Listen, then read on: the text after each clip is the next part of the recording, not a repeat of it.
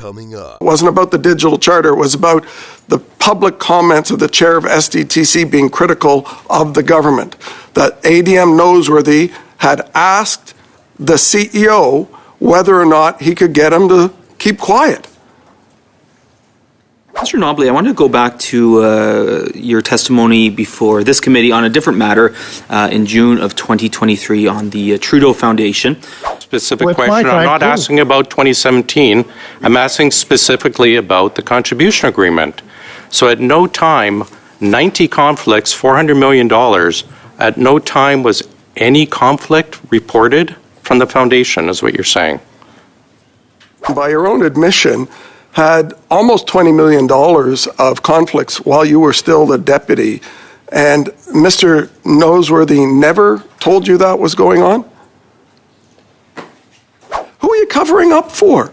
Why are you saying that it's not your role as a deputy minister to inform the minister when this kind of taxpayer abuse, and I'll remind you that the Auditor General found it to be $390 million.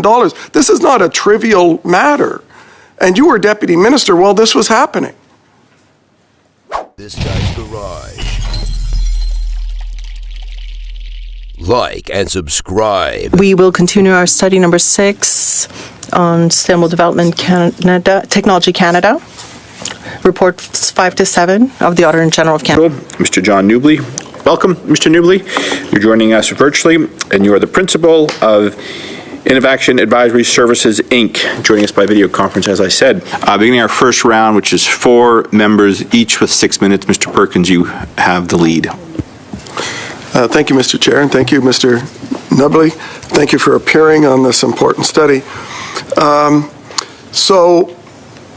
You said in your opening statement that SDTC was transferred over to ISED in 2015. Jim Balsillie was the chair, I believe, at that time, and had Leah Lawrence been appointed, I believe she was appointed CEO in 2015. Was that before or after it was transferred? My understanding is that it was before, in August 2015.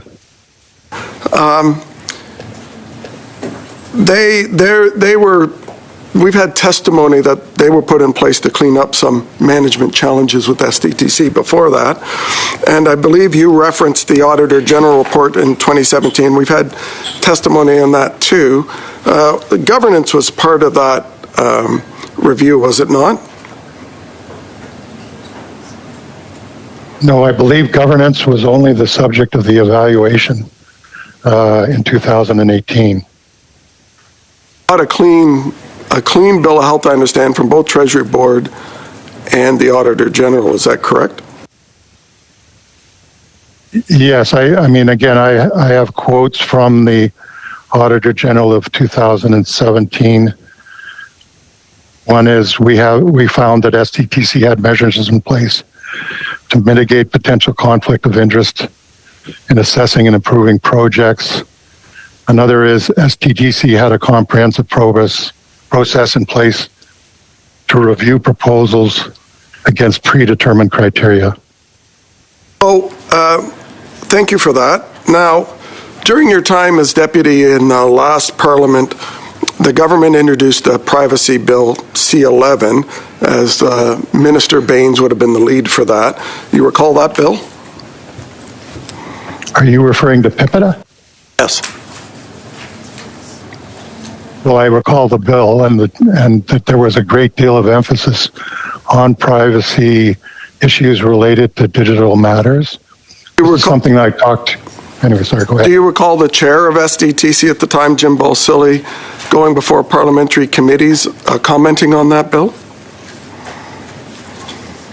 No, but what I can tell you is that I met Jim Balsillie many times over the course from 2015 really to 19, talking about these digital issues, the need for an IP strategy in the department, which was announced in 2018. He was focused on patent collectives. I invited him to the department to meet deputy ministers to talk about his experience at his former company and what kind of challenges he faced with IP trolls. I can go on that, but I'll stop.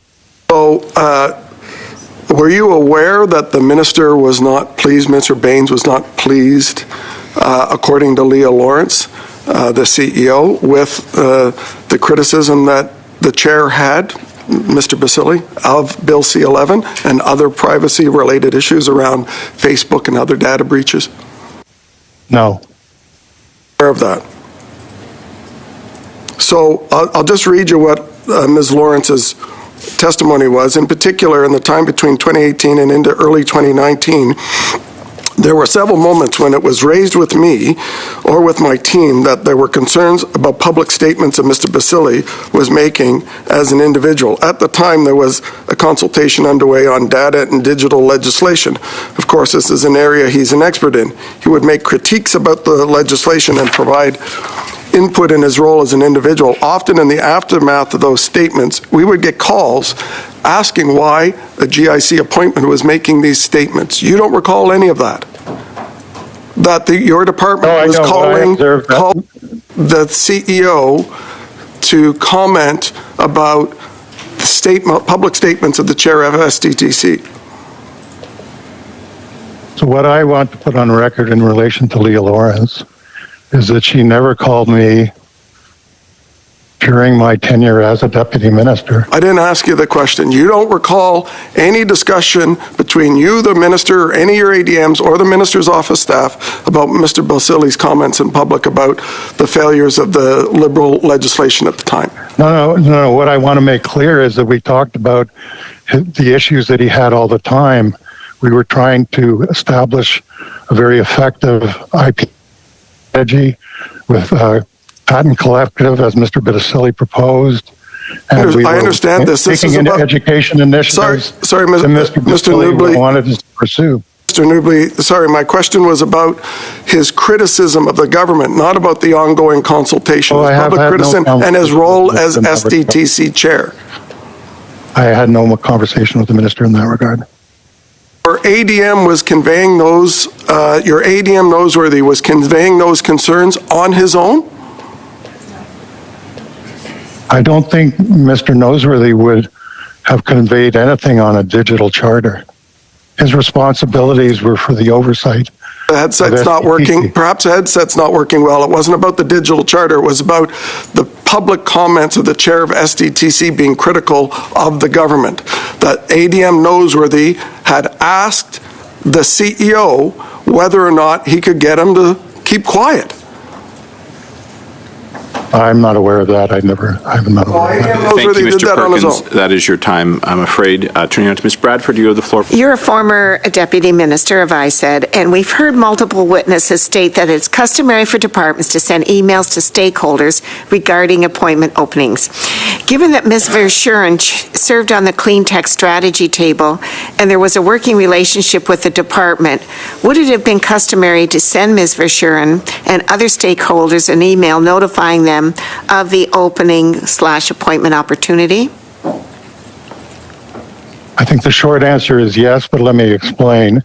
So the way this works is I did ask Andrew Noseworthy to reach out to the stakeholders in the clean tech community. I understand that he had about a list of 250 stakeholders, and yes, Annette Vercheron would have been on that list. Just to get it on the record, I know it's been a few years, but would you be able to confirm to this committee if the department did in fact send out a mass email to stakeholders in September 2018, fall of 2018? I think you just said that probably around 200 just went out at that time. And do you remember if the Clean Tech Strategy Table members were included in the list? Would Ms. Vercheron been one of those email recipients? I think the answer is yes to all of these, but I think you would need to ask specifically Mr. Noseworthy about this. I would have fully expect that on this large list of stakeholders, there would have been the members of the CEO-led sector table as well as Ms. Vercheron. Mr. Nobley, I want to go back to your testimony before this committee on a different matter in June of 2023 on the Trudeau Foundation. But my question, you were asked at that time to explain why you had joined and why you had left McKinsey & Company back in September 2022. But at that time, you didn't have time to actually complete your answer to that question. So I want to start off with asking you that question. If you could tell us exactly when you joined and when you left McKinsey, and the reasons why you left that company. Yeah, so I worked for 2 years with McKinsey as a senior advisor, and I began in September 2021 and left in 2023. In taking that role, I did follow all the procedures required with the ethics commissioner. And the reason for leaving was because I was very busy as a consultant with other organizations, but I was not busy with McKinsey. And perhaps one more point, just to clarify, in no circumstance with McKinsey did I play the role of lobbyist. I did not engage with my former colleagues at McKinsey. My role was as a senior advisor, which basically provided advice to McKinsey about the work that they were doing. To confirm that you didn't have any dealings with the government in your time at McKinsey then? I did not. No, thank you. I appreciate that clarification. I want to talk a little more about SDTC and its move from its previous home to the umbrella of ISED in 2015.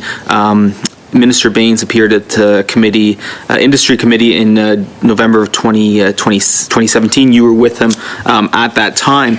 And I just find it interesting about when it's convenient for Minister Baines to note that SDTC was at arm's length and independent when it's convenient for the narrative, and when it's not convenient. Because at that time, he was taking credit for it,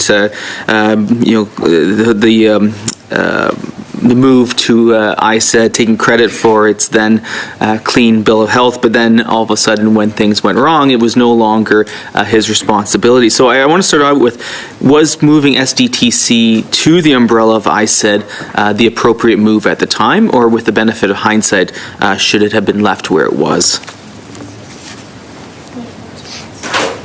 Well, that's a good question. So here's my answer, which is what was really transferred to the minister was a mandate for clean technology.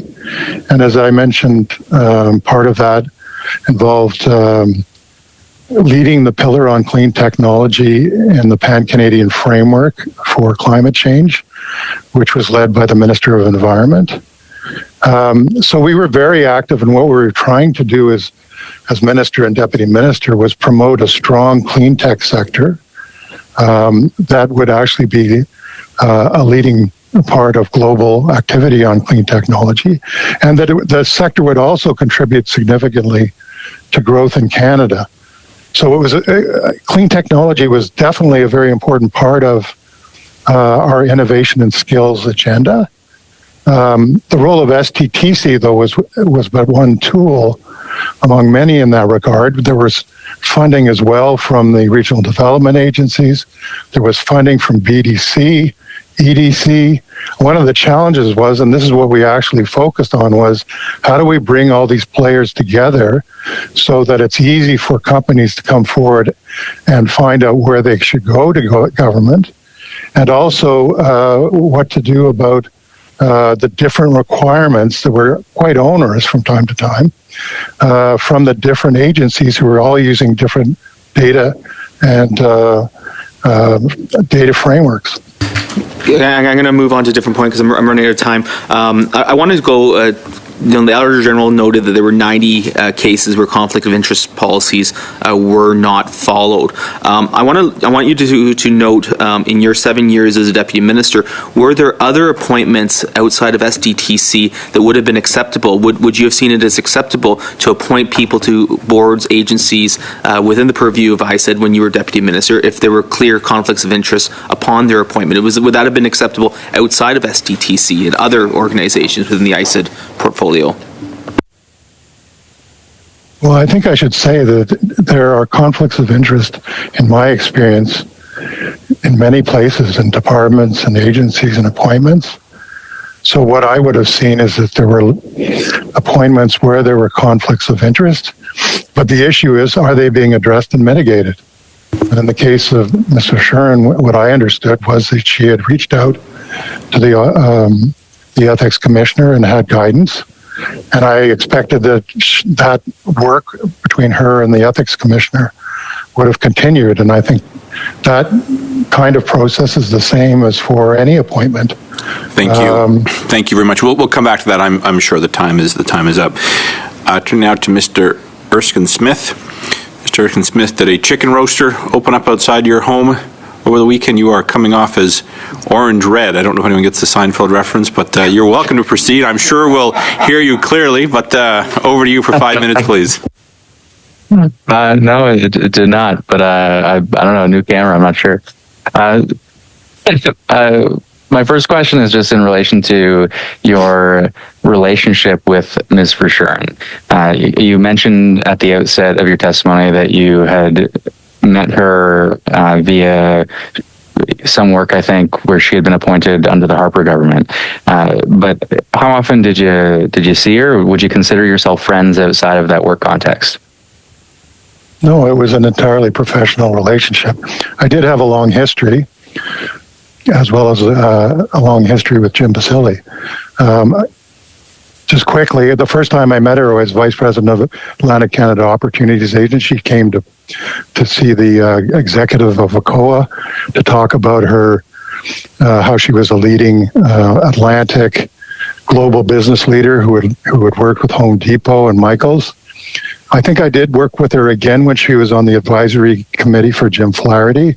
There were several panels that I was on where we were both probably panelists.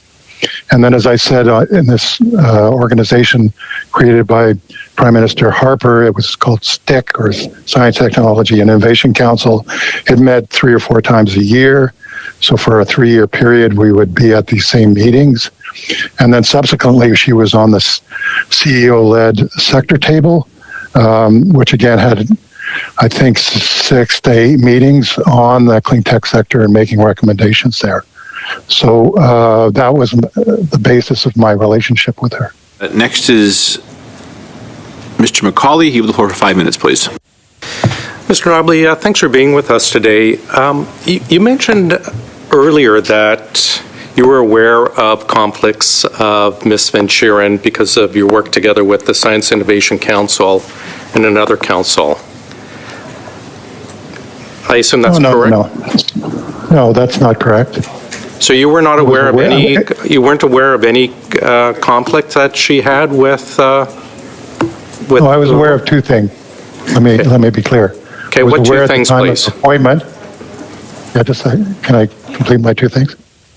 Go ahead. One is that as she was appointed and not being onboarded, I was aware that she had reached out to the ethics commissioner and had guidance.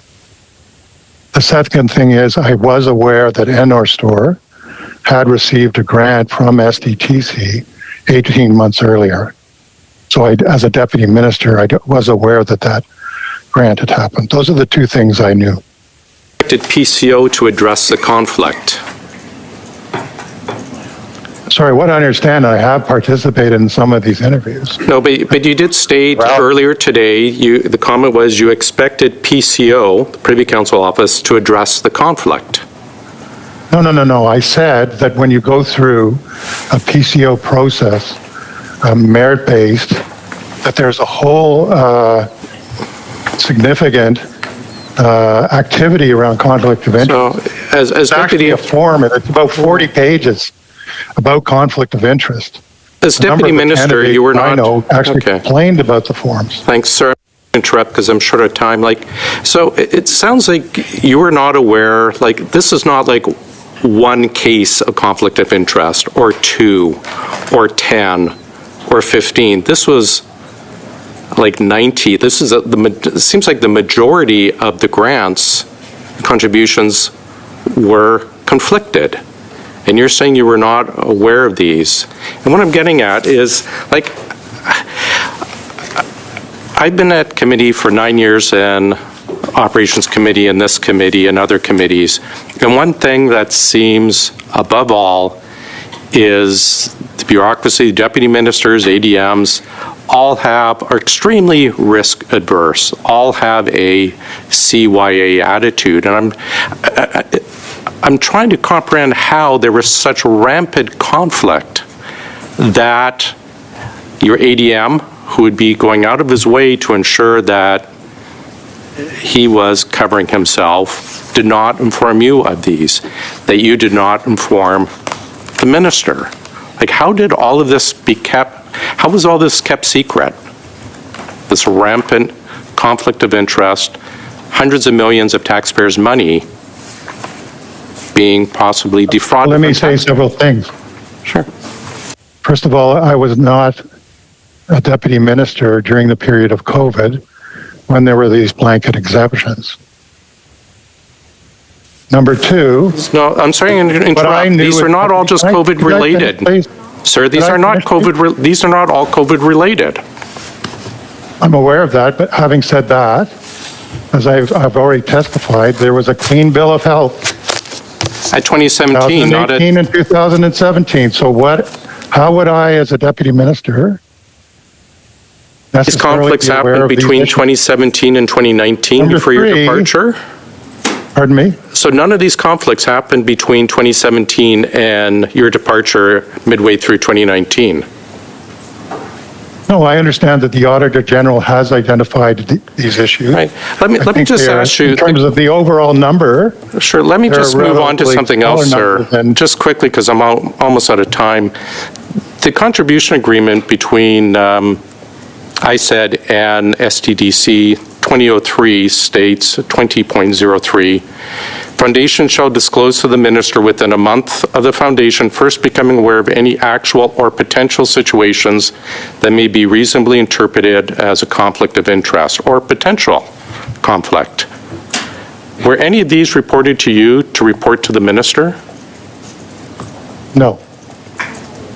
So what I would say is if you look at the evaluation of 2018, there is a reference to how in the governance there needs to be improved note-taking as well as for specifically about the contribution agreement between ISED. No, sir, this is my time, and I asked a specific question. I'm not asking about 2017. I'm asking specifically about the contribution agreement. So at no time, 90 conflicts, $400 million, at no time was any conflict reported from the foundation, is what you're saying. As part of the contribution agreement, it's required, and yet no conflicts were ever reported. No, I think there was, sorry, let me clarify. There is a process between SDTC and the department to report conflicts. This would go to the ADM of administration as well as ADM of clean tech. That's a process. There was one comment when I was deputy minister, when there were suggestions or recommendations that the note-taking be improved relating to this, and that the SDTC ensure that it passes on information to the department. I believe the Auditor General found that that information was not always flowing. Thank you, Mr. Newbley. Our next member, Ms. Clyd, you have the floor for 5 minutes, please. Thank you very much, Chair, and thank you, Mr. Newbley, for appearing here today. So I just want to follow down the line of questioning of Mr. McCauley and try to put some context into exactly what is happening here. So when we talk about context, and I appreciate that you've got 40 years of context to provide us, which I think is really helpful. So back in 2014, I believe Prime Minister Harper and his ministers were personally guiding some of the SDTC work. And this was towards energy projects in the north, the Arctic sovereignty, etc.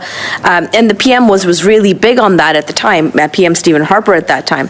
Now, these projects unfortunately ended on a really sour note. I'm wondering perhaps if you can speak to the SDTC work early in your tenure as the Deputy Minister versus in your last year, and kind of compare and contrast with us how ministers get involved in the work that they do, that SDTC did back then to how it is now.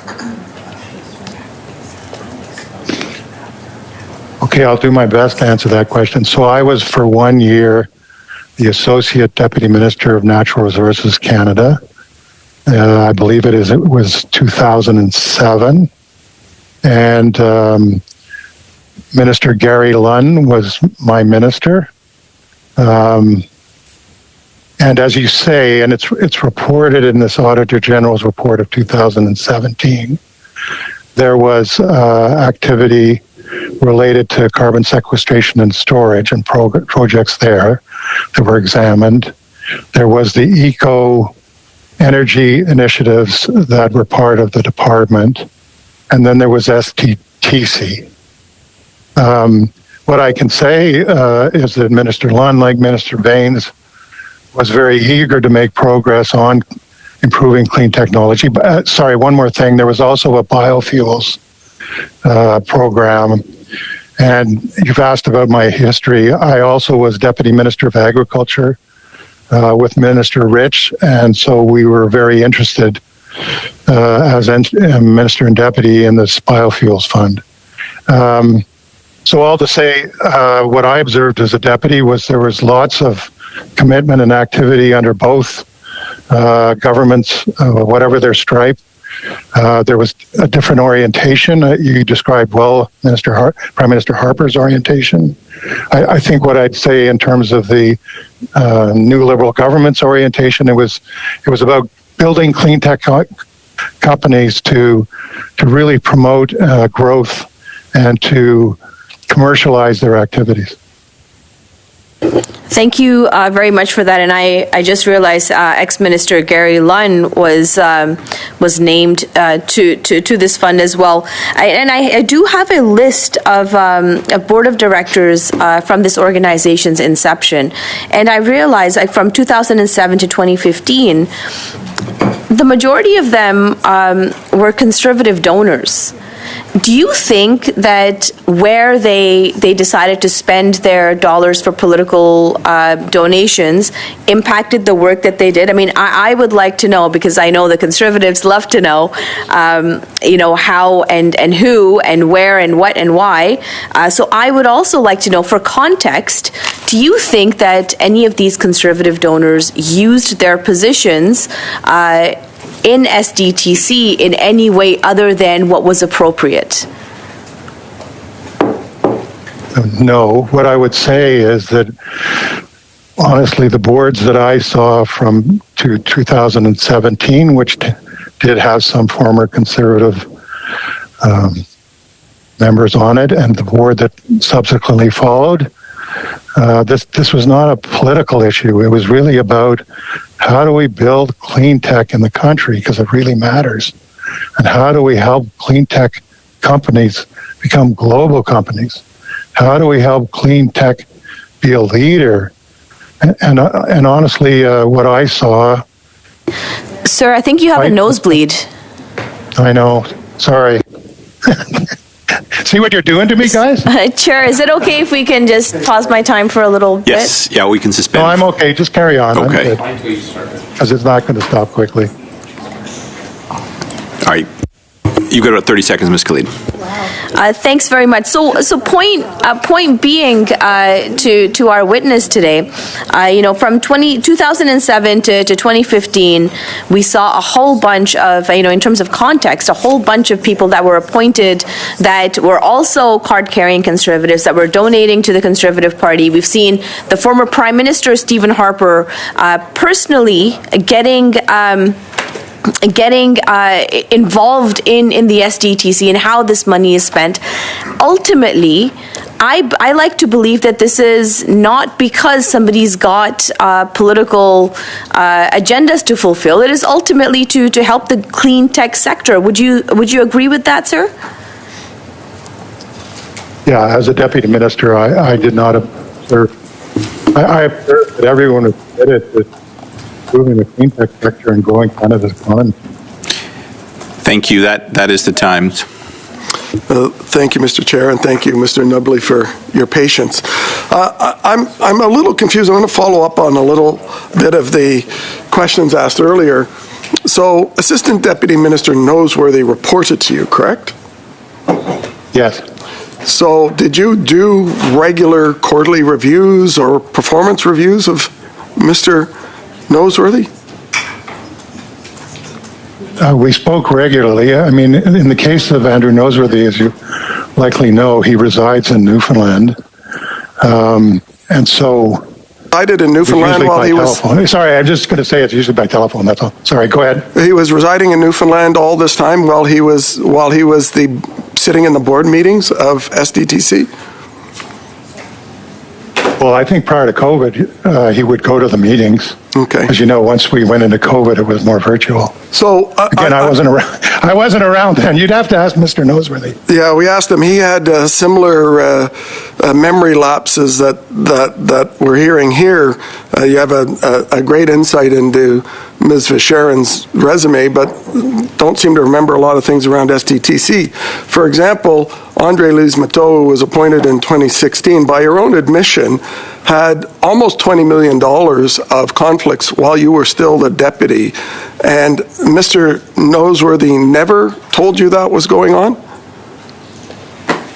No, the only thing that I knew about Lise-Matteau was that she was also a member of the CEO sector table, and she was an active member in that regard, talking about the issues of risk and venture capital relating to clean technology. They would declare at the beginning of every meeting who had conflicts in what projects. And for the audit period from 2017 to 2023, the Auditor General, she found 82% of the time, 186 of 226 instances where directors were conflicted. That's 82% of the time. I find it unbelievable that ADM Noseworthy would sit there watching board members 82% of their time have to recuse themselves from the meeting, and that would never be reported up. Well, again, I think you'll have to talk to Andrew Noseworthy on that. One aspect of this that I do understand. What kind of management did you have where he was your eyes and ears, you said, in the board meeting, but it doesn't appear that the mouth worked in reporting back what he saw to you, according to you.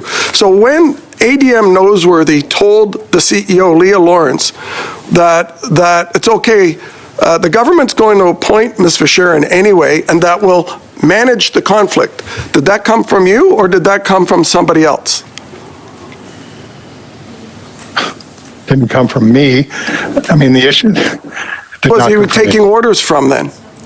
If it wasn't from you, was he taking orders from the minister's office, the prime minister's office? Who would have told him to tell the CEO that will manage the conflicts, the first and only chair of the board of SDTC in its whole history to have done business with it before being appointed?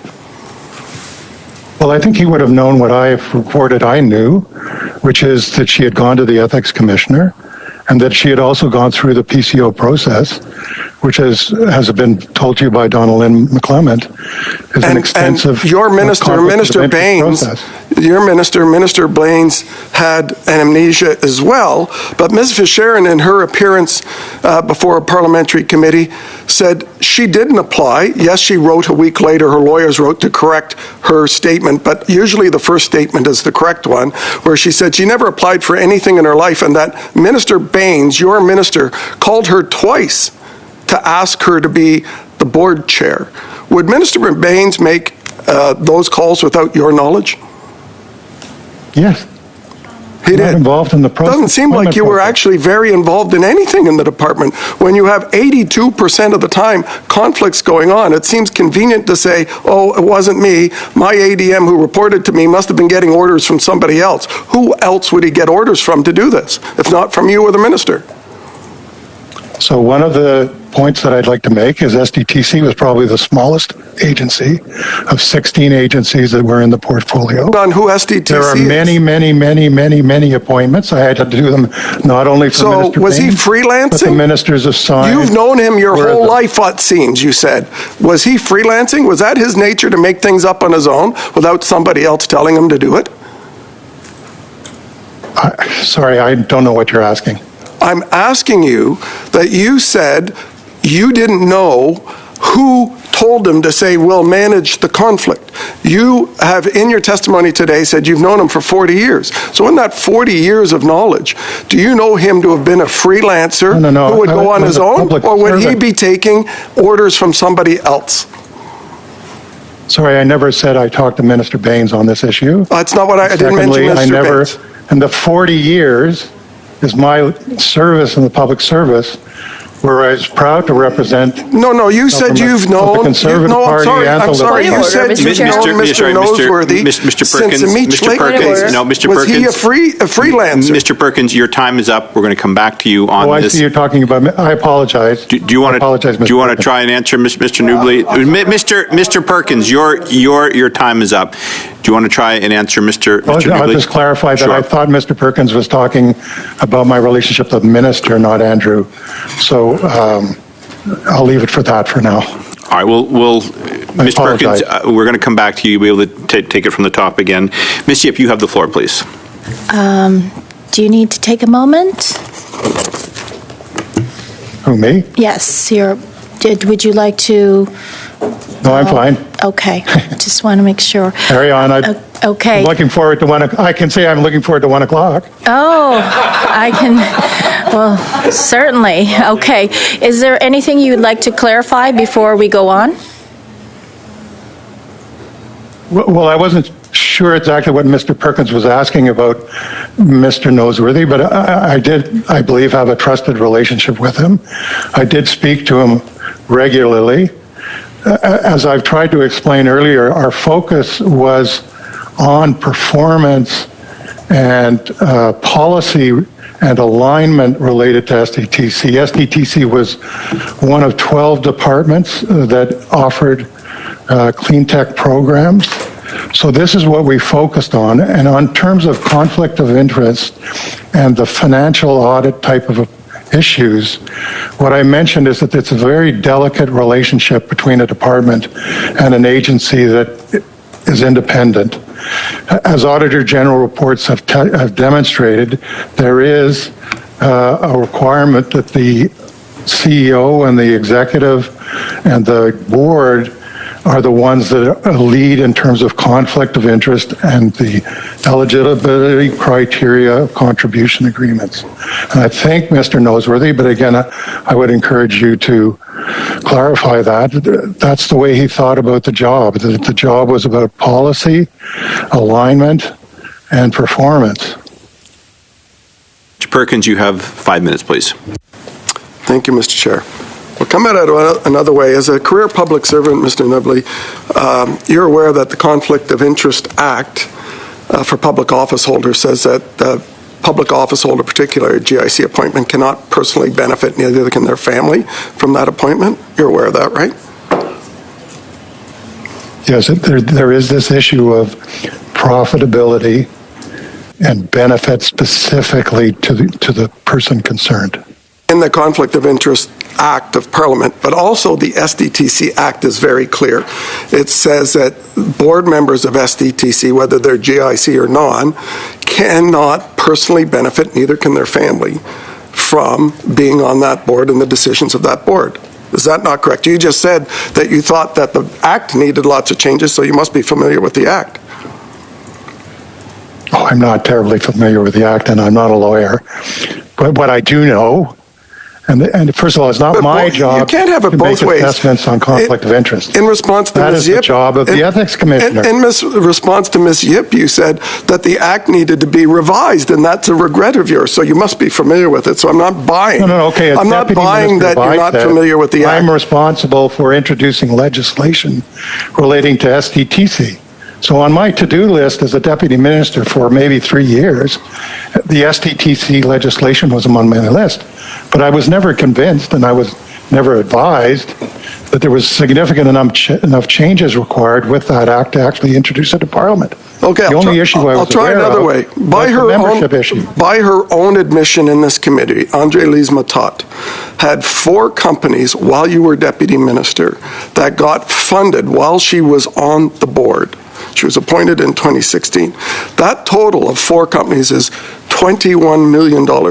Do you believe that whether they go in or out of the room, that a board member who receives $21 million from the foundation she's on the board of, appointed by the government, is a personal benefit to her when the values of those companies go up as a result of that government investment? Is that not a breach of the act? Even as a long-standing deputy minister, that is not my role to judge. That is the ethics commissioner role to judge. You have no responsibility for anything that went on, is what you're saying here. That I know nothing. I had an ADM who was my eyes and ears, but he never actually told me anything. That I see that the act should be revised, but I don't know what it should be revised on now when 5 minutes later you had some ideas of how it should be revised. That when board members 82% of the time are voting for themselves, in contravention of the STDC Act, which you're responsible to Parliament for as a deputy minister, that you don't believe it was your responsibility to know what was going on there? Who are you covering up for? Why are you saying that it's not your role as a deputy minister to inform the minister when this kind of taxpayer abuse, and I'll remind you that the Auditor General found it to be $390 million. This is not a trivial matter. And you were deputy minister while this was happening.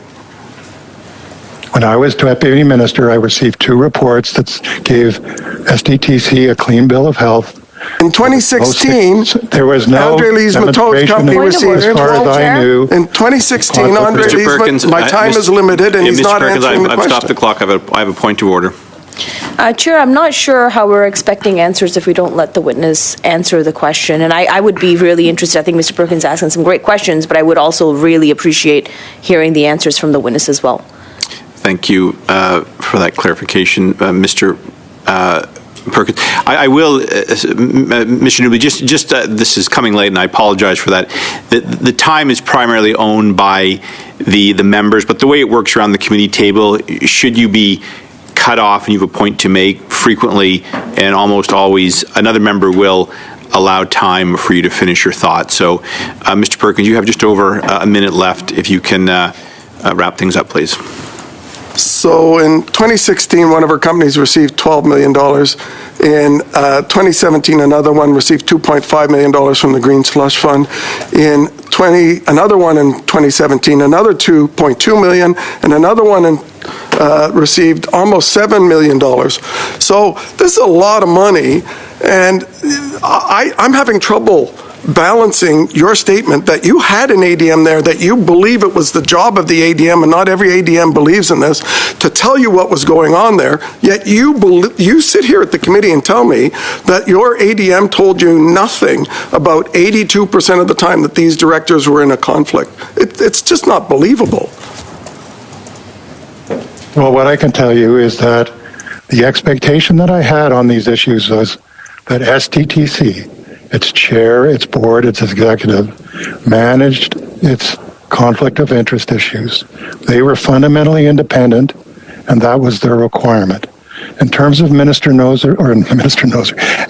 Noseworthy, his responsibility to me was about performance and policy and alignment. And that was our focus at the time, and I... Responsibility for $1 billion of taxpayer money that he was sitting and watching these directors funnel to companies $390 million to they own. That you have, the department has no responsibility. I worked in government. I don't believe that for a second that the deputy minister was so detached from what was going on, and that he had a direct report that he asked to tell him what was going on, that person never told you and you never told the minister. It's not believable. Mr. Perkins, I respect your point of view. I don't agree with it.